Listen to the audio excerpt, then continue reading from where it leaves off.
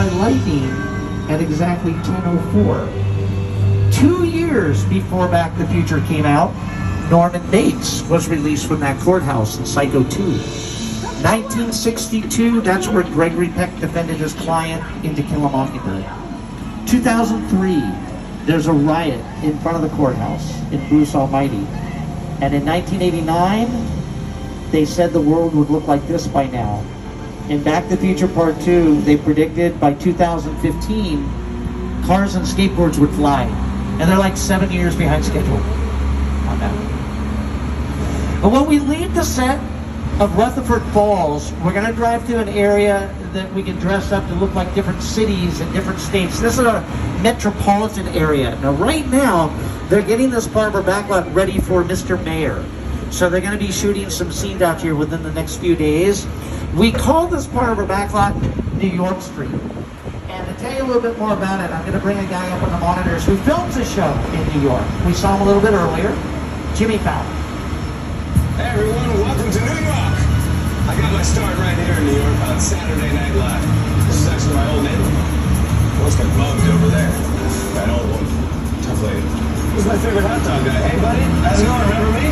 No. Just like old times. Gotta love New York City. Hey, I'm walking here. Hey, it's cool guys. I was just walking there. So it's not exactly New York, but a lot of times when you see New York in the movies, it was shot right here on the Universal Metro sets.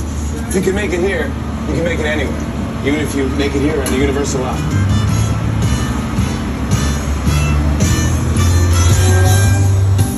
Jimmy Fallon had a couple co-stars from Saturday Night Live who had been filming scenes for their shows out in this Barbara backlot, like Kenan Thompson has been filming Kenan out here. Andy Samberg had also used this Barbara backlot for some of the scenes of Brooklyn Nine-Nine. And we had done the latest season of American Ninja Warrior out in this area. They had the whole obstacle course built down the length of New York Street. There's a giant soundstage right in front of the tram, and I'm going to bring up an Academy Award-winning director to tell you about this one. He directed our 2005 version of King Kong, Peter Jackson. It's the original King Kong that made me want to direct movies. I saw that movie on TV when I was about 8 or 9 years old, and I wanted to become a filmmaker. I like films that just take you away from your real life and sweep you up the adventure. Kong literally does that. I mean, you're on board the ship, you're sailing to a lost island, you're encountering monsters and creatures from, prehistoric times.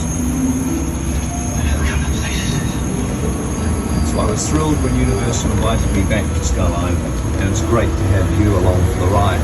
Now, we have created this 3D immersive experience, so you're going to have your glasses ready. Don't put them on yet, but just have them in your hand because we're about to return to Skull Island. I know a lot of people